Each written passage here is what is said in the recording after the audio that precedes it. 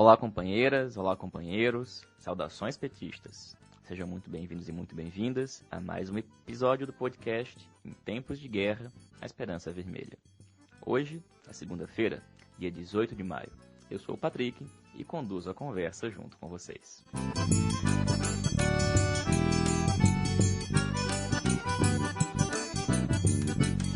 No episódio de hoje, a gente escuta a companheira Lauren Aguiar, petista do Rio Grande do Sul, e fala pra gente sobre o dia 18 de maio e a luta antimanicomial. O companheiro Olavo Carneiro, da direção do PT no Rio de Janeiro, nos fala sobre a saída de Marcelo Freixo da disputa pela prefeitura e como é que fica a situação a partir de agora. Clóvis de Castro, do PT de São Paulo, comenta o resultado das prévias do PT ocorridas na capital paulista e a decisão por meio de um colégio eleitoral que decidiu por Gilmar Tato. Natália Sena, da Comissão Executiva Nacional do PT, traz informações sobre o impeachment que o PT apresentará contra Bolsonaro. E o companheiro Gilson de Góes, secretário de Combate ao Racismo e Igualdade Racial da CUT Pernambuco, comenta o tema Legado Social da Escravidão no Brasil, a saúde da população negra e o impacto da pandemia.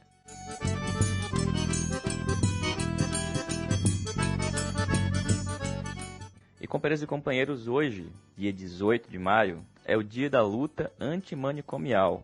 E a companheira Lauren Aguiar, que é terapeuta ocupacional, lá no Rio Grande do Sul, petista, que estudou a reforma psiquiátrica no seu mestrado, comenta pra gente a luta antimanicomial em tempos de pandemia.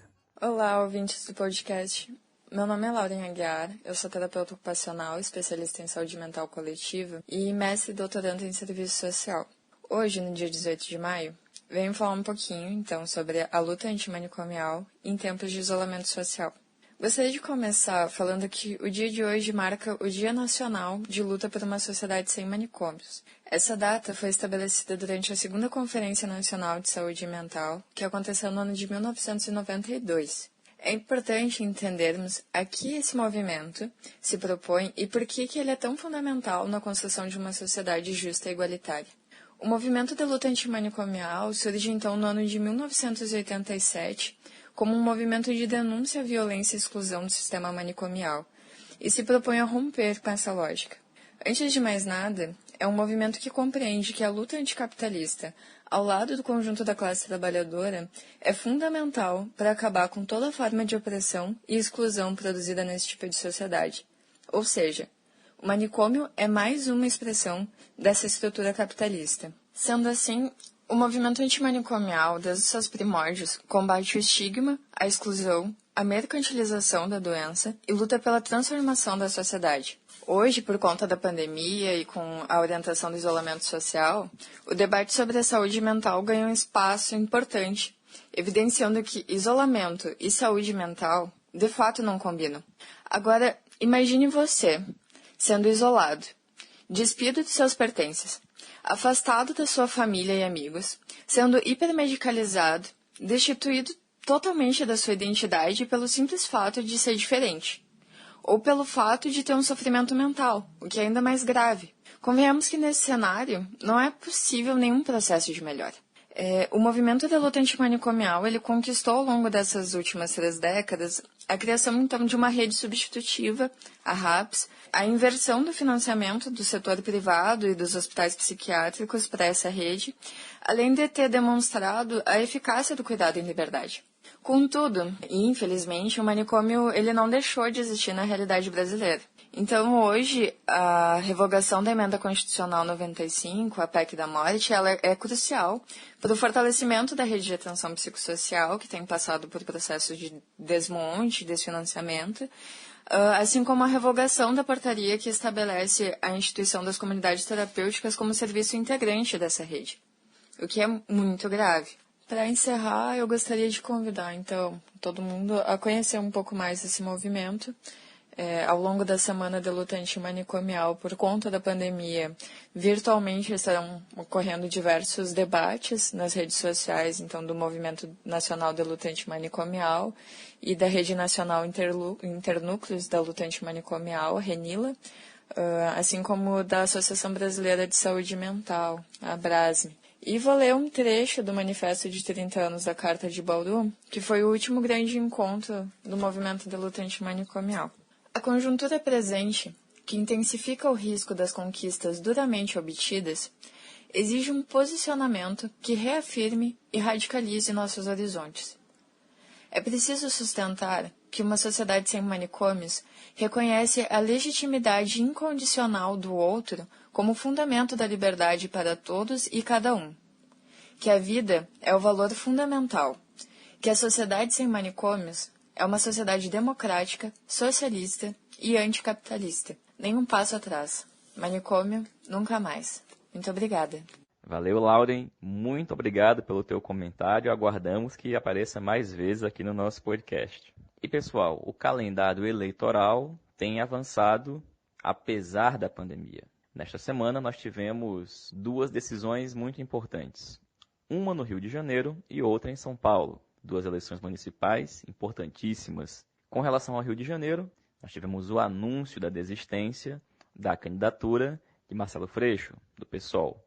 E em São Paulo, nós tivemos a realização da prévia entre Gilmar Tato e Alexandre Padilha. O companheiro Olavo Carneiro comenta para a gente a decisão do Freixo de sair da disputa e quais são os impactos disso na disputa do Rio, no cenário político do país e, em especial, para o PT. Olá, Patrick. Olá, ouvinte do podcast Em Tempos de Guerra, a Esperança é Vermelha. Aqui quem fala é Olavo. Sou da Executiva Estadual do PT do Rio de Janeiro. Vou aqui compartilhar um pouco informações e avaliações sobre a desistência do Marcelo Freixo, prefeito do Rio, aqui da capital. Primeiro, contextualizar rapidamente para os nossos ouvintes a inserção política e eleitoral do Freixo aqui, né? O Marcelo Freixo concorreu em 2012 e 2016 a prefeito pelo PSOL, praticamente em alianças isoladas, sozinhas, do PSOL. Na condição, era deputado estadual. E teve 2 vitórias políticas, que é conseguir ir para o segundo turno em 2012 contra o Eduardo Paes, que na ocasião foi reeleito pelo PMDB e toda a máquina do governo estadual e municipal. E em 2016 foi no segundo turno contra o Crivella, conseguindo ficar à frente do Pedro Paulo, que era o candidato do Eduardo Paes, ou seja, o candidato também da máquina, né, das máquinas, vamos dizer assim. Então, com isso, o Freixo foi ganhando recall, foi ganhando densidade eleitoral. É importante dizer que em 2014, ele foi um deputado estadual eleito com 400 mil votos, deputado estadual, né? Ele e Bolsonaro para federal foram os mais votados, inclusive, aqui do Estado. Então, essa informação é importante porque isso demonstra que o Freixo se tornou individualmente o quadro político do campo progressista no Rio de Janeiro com mais densidade para a disputa eleitoral aqui na cidade. Bom, com o golpe, com o lawfare contra o Lula e o PT, agora cada vez mais comprovado, cada dia se comprova mais um pouco. Agora é a Polícia Federal atuando também para proteger o clã Bolsonaro e prejudicar o PT. Com a vitória eleitoral 2018 da direita e da ultradireita, seja com Bolsonaro na presidência e vice para governador. Todo esse quadro de ascensão, de crescimento ideológico e política do bolsonarismo, que é a expressão do fascismo hoje no Brasil, o PT no plano nacional e estadual entendeu que nós precisamos trabalhar pela unidade das esquerdas para enfrentar essa conjuntura, né? Para enfrentar nas ruas, nas ideias, nas urnas.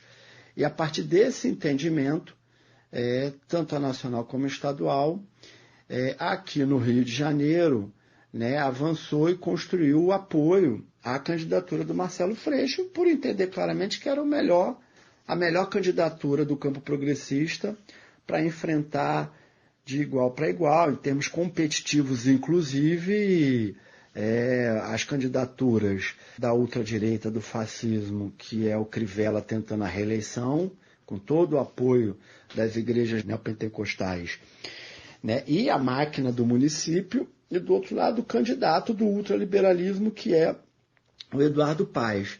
Então, o PT aqui, com essa leitura política, com essa avaliação, construiu essa aproximação e aí essa concretização do apoio ao Marcelo Freixo. Só que essa postura do PT, por exemplo, de apoio ao candidato mais viável para a gente derrotar, né, o fascismo e o ultraliberalismo numa das capitais mais importantes do Brasil, ela infelizmente não foi acompanhada por outros partidos do campo progressista. Primeiro, pelo próprio partido Freixo-PSOL. Aqui no Rio de Janeiro é uma postura muito sectária, a ponto deles lançarem candidaturas contra o Freixo internamente, querendo prévia. E um dos motes para isso é justamente a ampliação das alianças do PSOL, em especial com o PT, né? Isso demonstrando esse grau de sectarismo, né? E, por outro lado, o PDT e o PSB também construindo uma outra alternativa, que é a deputada estadual Marta Rocha, delegada, que foi secretária de Segurança, governo Cabral, Pezão, que ano passado fez homenagem ao Sérgio Moro na Alerj, com a medalha Tiradentes, e essa é a candidata desse bloco dito de esquerda aqui no Rio de Janeiro. É importante para os ouvintes do Brasil inteiro do podcast que isso não, na verdade, esse movimento não está descolado, muito pelo contrário, ele está todo calcado no movimento nacional do PDT liderado pelo Ciro Gomes, em aliança com o PSB, de se construir como alternativa à esquerda ao PT, inclusive no movimento até de isolamento e até de tentativa de enfraquecimento, até destruição e superação do PT. Então isso faz parte disso. Agora também faz parte uma variável estadual, que é o fato do deputado Alessandro Molon disputar com o Freixo quem é a principal liderança política e eleitoral do campo progressista hoje no Rio de Janeiro, porque eles disputam essa condição e esse lugar. Uma outra força que merece, precisa ser contextualizada é o PCdoB.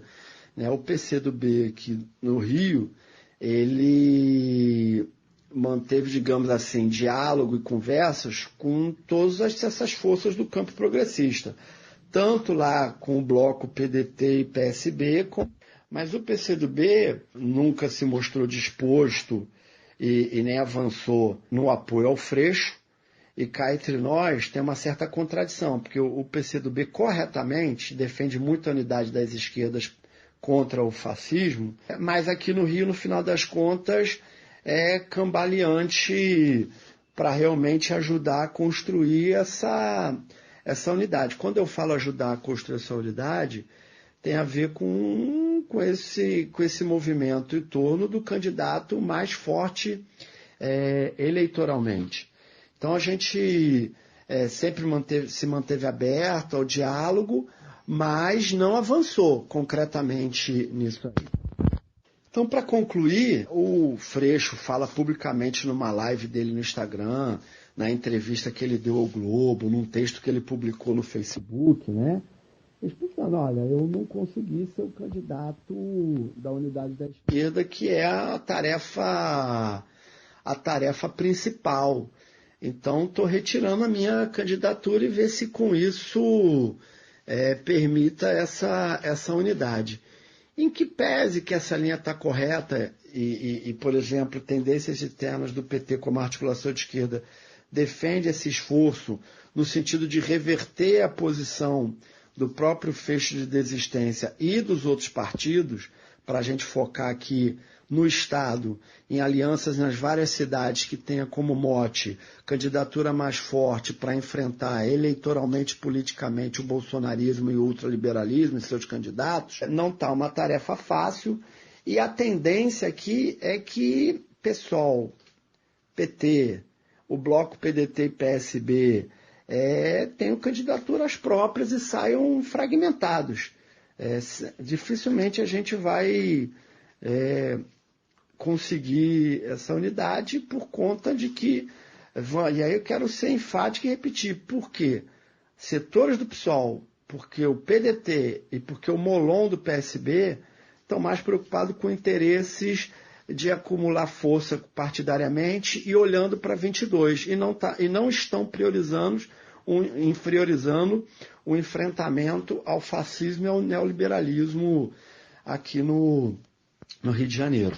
Bem, Patrick, ouvinte do podcast, para finalizar, eu acho importante quais são as consequências desse cenário que está se apresentando da participação da esquerda fragmentada nas eleições no Rio de Janeiro. Na verdade, isso se apresenta com fortemente uma polarização política e eleitoral entre o representante do ultraliberalismo, que é o Eduardo Paes, e o representante do fascismo, do fundamentalismo, que é o Crivella, e a esquerda perdendo capacidade de incidir, de disputar para valer do ponto de vista da polarização da sociedade carioca, né? Esse é o desfecho se concretizar este cenário aí. Valeu, Olavo. Obrigado, companheiro. E camarada Clóvis de Castro, como é que foi essa prévia aí em São Paulo, Clóvis? Nós sabemos que a direção municipal da Tendência, da articulação de esquerda, já tinha decidido por não chancelar a realização desse encontro por meio de um colégio eleitoral, mas mesmo assim ele aconteceu. E qual que foi o resultado, Clóvis? E, claro, qual que é a avaliação política que vocês estão fazendo desse resultado aí em São Paulo?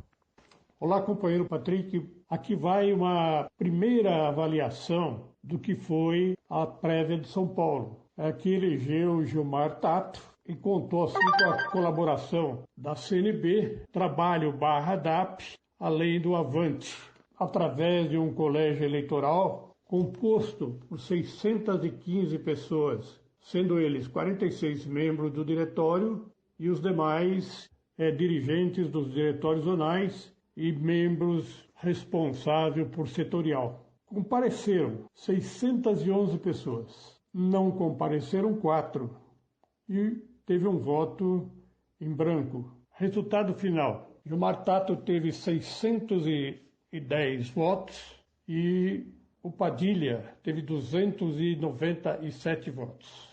Ressaltando que a articulação de esquerda tinha 5 companheiros que tinham condições, que tinham direito a voto. Mas, no entanto, como você sabe, nós não participamos do colégio eleitoral. Você deve ter conhecimento da carta que nós soltamos em São Paulo.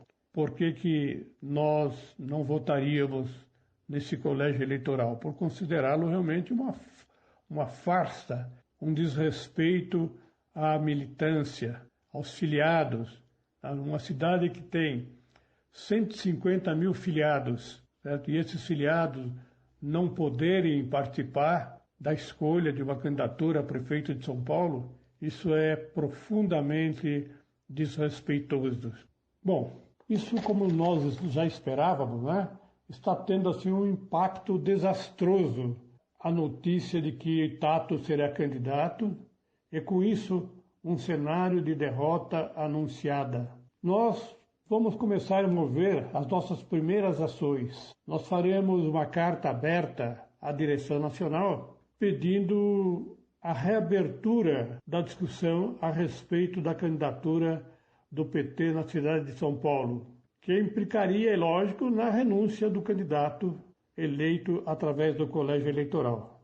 É importante também ressaltar que nesta carta nós colocamos que é uma polêmica estatutária e que, em nossa opinião, a decisão adotada pelo colégio eleitoral não é legítima nem legal. É de ilegitimidade e ilegalidade.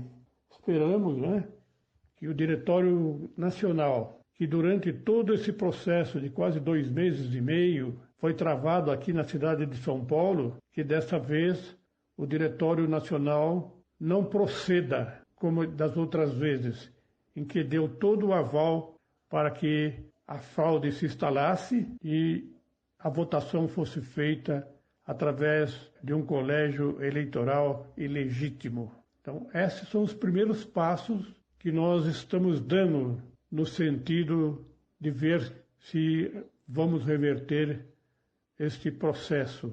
Considerando que a cidade de São Paulo é a cidade mais importante da federação, considerando o que representa, né, no aspecto geral, o que representa as eleições de 2020, e sobretudo numa cidade como São Paulo, que é realmente o berço da reação. Então, ela teria, ou terá, não é, uma característica de um plebiscito. É por isso que achamos importante que o processo de São Paulo seja revertido e que nova escolha, nova inscrição de candidaturas seja feita. É aí o que tínhamos a relatar por enquanto. Um grande abraço. Clóvis de Castro. Fora Bolsonaro, fora Mourão e Lula livre. Obrigado, Clóvis. Valeu, companheiro. Natália, a gente escutou agora o informe do Olavo, o informe do companheiro Clóvis sobre as eleições, né? O calendário eleitoral continua a avançar, mas além disso, a novidade é que esta semana o Partido dos Trabalhadores finalmente apresentará o pedido de impeachment contra Jair Bolsonaro. Nesse fim de semana a gente teve uma reunião da direção nacional da articulação de esquerda, e onde um de seus encaminhamentos foi a apresentação de algumas opiniões para a peça que será protocolada esta semana. O que você pode informar para nossos companheiros e companheiras, Natália? Oi, Patrick e ouvintes do nosso podcast Em Tempos de Guerra, a Esperança é Vermelha. Pois é, Patrick, a gente enviou para a presidenta nacional do PT, Gleisi Hoffmann, para o secretário-geral Paulo Teixeira e para os líderes na Câmara, Enio, Verri e José Guimarães, líder da minoria, e para o líder no Senado, Rogério Carvalho. Enviamos um documento com uma sugestão de fundamentação para ser parte da nossa petição de impeachment. Nesse documento, a gente menciona o artigo 85 da Constituição, que é o artigo que disciplina as hipóteses de crime de responsabilidade do presidente da República, destacando basicamente 2 desses itens. O atentado contra o livre exercício dos poderes legislativo, judiciário, Ministério Público e dos poderes constitucionais das unidades federativas e o ataque contra os direitos políticos, individuais e sociais do povo brasileiro, né? E aí a gente conclui que Bolsonaro teria praticado crimes de responsabilidade que podem ser caracterizados nesses 2 itens e, por essa razão, o pedido de impeachment está fundamentado juridicamente. Mas o que a gente coloca, o principal do que a gente coloca nesse conteúdo, nessa sugestão de conteúdo para a petição de impeachment, tem relação com as razões políticas para o pedido de impeachment do presidente, né? Não tem dúvida que Bolsonaro cometeu crime de responsabilidade diversas vezes, também cometeu diversos crimes comuns, sobre os quais já existe investigação em curso perante o Supremo Tribunal Federal, né? Mas as razões para Bolsonaro ser afastado da presidência pelos seus crimes são eminentemente políticas. A gente aponta a necessidade de muita pressão sobre o Tribunal Superior Eleitoral para que julgue a impugnação feita pelo PT contra a chapa Bolsonaro-Mourão em razão dos crimes que foram cometidos durante a campanha eleitoral e que tem processos em tramitação sobre isso no TSE e também estão sendo investigados pela CPMI das fake news e por um inquérito no STF conduzido pelo ministro Alexandre de Moraes, né? Além disso, a gente pontua a necessidade de aprovação no Congresso Nacional da PEC 37, que é uma PEC que garante que, em caso de vacância da presidência da República, o voto para a eleição do novo presidente caberá ao povo através de eleições diretas, eleições livres, né? Não vai ter nenhuma possibilidade de ocupação do cargo pelo vice-presidente. Isso é importante porque é preciso a gente deixar nítido que não existe fora Bolsonaro sem fora Mourão, né? Na nossa opinião, tem que sair Bolsonaro, Mourão, todo esse governo e as suas políticas, pois não tem solução possível de outra forma para essa crise toda que a gente está vivendo, principalmente agravada pela pandemia de coronavírus. E, por fim, uma coisa que a gente ressalta nesse documento com sugestão de fundamentação para o impeachment é que as eleições para a escolha de um novo governo devem ser livres, ou seja, devem corrigir a fraude que foi cometida em 2018, quando o candidato preferido pelo povo foi impedido de participar. Ou seja, eleições livres são eleições das quais Lula possa participar. Então, em síntese, esses foram os principais pontos do documento que a gente apresentou à direção do PT e que a gente espera que sejam incluídos na fundamentação da nossa petição de impeachment. É um documento assinado por algumas pessoas, não só pela articulação de esquerda. Então, assinaram esse documento os deputados federais Carlos Zaratini, Célio Moura, Marcon, Natália Bonavides, Pedro Xay, Paulo Pimenta, Rogério Correia e Rui Falcão. E assinaram os dirigentes nacionais do PT, Jandiro Errara, Júlio Quadros, Natália Sena, no caso eu, Patrick Araújo, Walter Pomar e também o companheiro José Genuíno. Obrigado, companheira. Valeu. E, pessoal, a gente tem, ao longo de todo o mês de maio, como vocês já sabem, divulgado uma série de comentários sobre as lutas antirracistas no Brasil. E, no episódio de hoje, a gente vai escutar o companheiro Gilson de Góes, que é secretário de Combate ao Racismo e Igualdade Racial da CUT Pernambuco. E o Gilson fala para a gente sobre o legado social da escravidão no Brasil e a saúde da população negra e o impacto da pandemia. Hoje a gente está de volta para trabalhar uma temática que é o legado social da escravidão no Brasil e a saúde da população negra e o impacto da pandemia. Para tratar essa temática, a gente precisa entender como a população negra é estabelecida nesse país. Então, 2 pontos a gente precisa analisar, que é um político e um econômico. Então, essa população negra é retirada do seu ambiente comum, e aí isso é uma posição política com base econômica. Como escravos são transferidos de um lado ao outro do oceano. Então, a partir desse momento, nós já podemos evidenciar que a saúde dessa população não poderia ser diferente. 350 anos, essa classe trabalhadora sendo morta, violentada, tratada oficialmente como não humanos. Esses são os dados que nós não podemos perder de vista.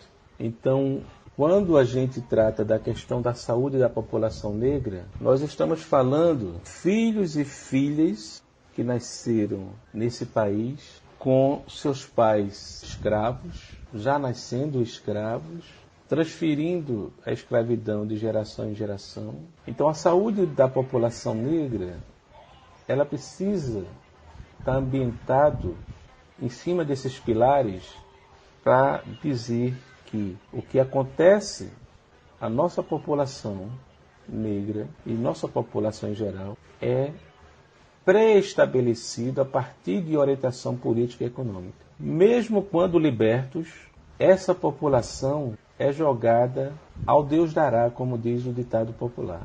Sem saúde, que já não tinham nesses 350 anos, sem uma casa, sem moradia, sem educação. Esse é um grande impacto que vai afetar a saúde da população negra no país. A população que hoje se estabelece nas periferias também é fruto de políticas estabelecidas mesmo depois da República, com o chamado da higienização. Aqueles moradores e moradoras que conseguiram sobreviver nas ruas, nas cidades, principalmente nas capitais, foram obrigados a saírem e irem para os alagados, para os morros. onde a infraestrutura até hoje não chega, e não chegou e não chega. Então, a população negra está inserida dentro desses aspectos que vai condicionar a sua sobrevivência a partir da sua exposição àquilo que o mundo condena, que são as faltas de saneamento, de um projeto ou política que atenda à saúde da população negra, são condições perversas e incapazes de fazer com que a sobrevivência seja digna nesses ambientes. A população negra não é uma população doente. A população negra ela adoece por falta de políticas públicas desde sempre que atendam a maioria da população que estão na periferia, e nessa maioria da população que está na periferia são de negros e negras. E essa população também é a maior população da classe trabalhadora que sustenta um sistema capitalista perverso, mas que em nenhum momento é reconhecido pela elite econômica e política do país. Para você ter uma ideia, problemas de saúde evitáveis, como morte antes dos 6 anos de vida, doenças sexualmente transmissíveis, mortes maternas, hanseníase, tuberculose, todas essas doenças são evitáveis. Mas quando você associa isso com características entre brancos e negros, quando você faz uma exposição disso, então você vai perceber que a maioria das pessoas que, por exemplo, acometem de AIDS, 55% negros, 44% brancos. O número de mortes pela doença AIDS, 59% de negros contra 41% de brancos.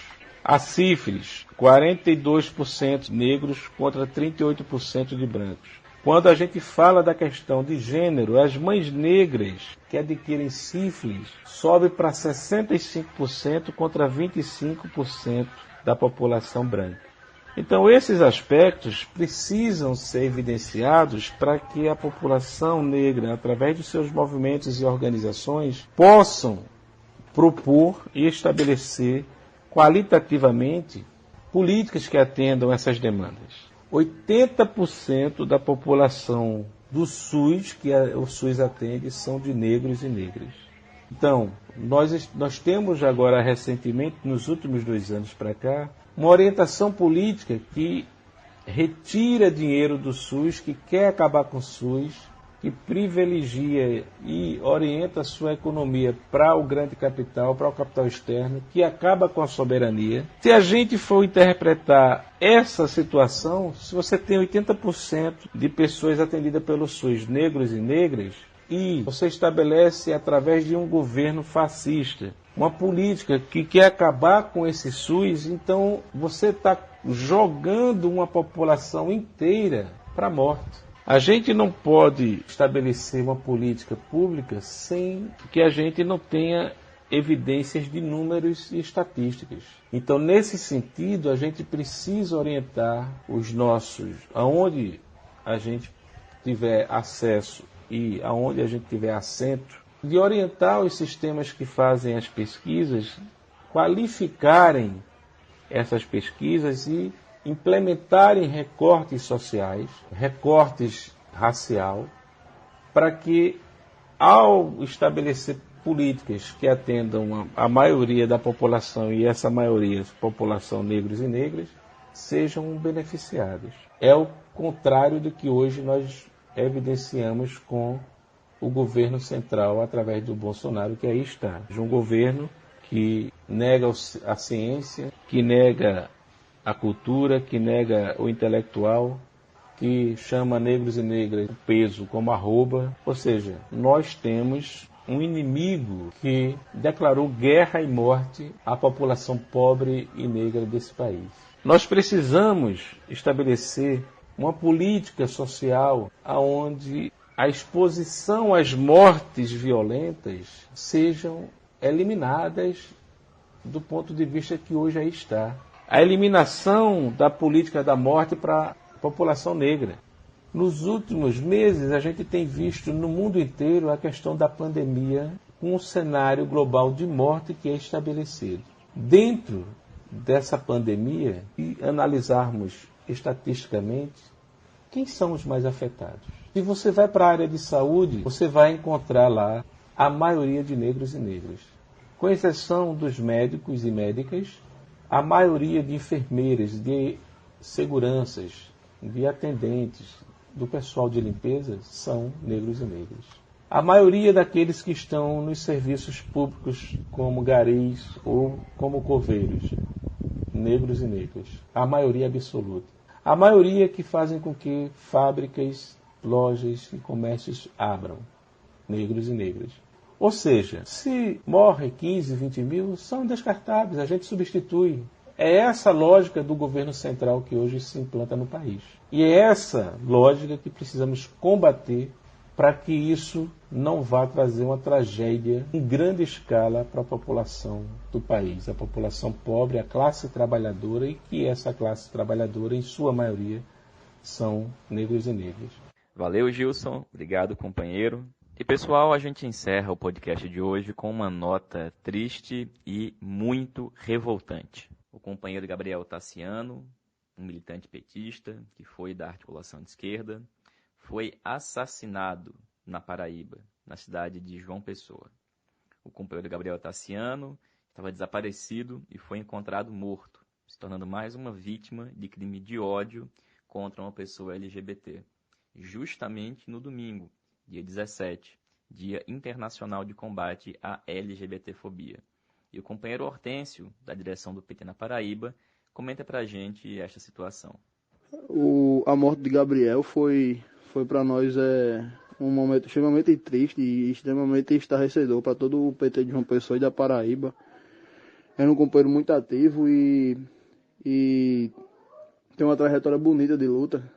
E as primeiras notícias no começo da manhã eram que ele estava desaparecido, e aí muita gente se mobilizou nas redes sociais para divulgar o desaparecimento dele, se alguém teria alguma informação. Infelizmente, no fim da tarde, por volta das 4 da tarde, foi achado um corpo na praia de Jacarapé, que é uma praia distante aqui em João Pessoa, e foi confirmado que era ele, com sinal, enfim, de tortura e etc. O corpo bastante machucado, e ainda foi vítima a imagem do companheiro de vilipêndio de cadáver, porque a imagem foi exposta em alguns sites aqui da cidade, enfim, uma atrocidade. Mas aí o PT e diversos segmentos da sociedade cobraram do governo do estado uma resposta, e hoje um acusado foi preso, também um acusado de receptar a moto dele também foi preso, e vamos aguardar aí, um momento muito triste, muito duro para o PT, principalmente pelo que representava a data de ontem, para toda a população LGBT na luta dos direitos humanos, e não vamos esquecer, não vamos deixar impune, e vamos sempre lembrar a memória do companheiro Gabriel e exigir justiça para que ele possa realmente, de fato, descansar em paz. Toda a nossa solidariedade à família do companheiro Gabriel e aos companheiros e companheiras do PT na Paraíba. Gabriel Tassiano, presente.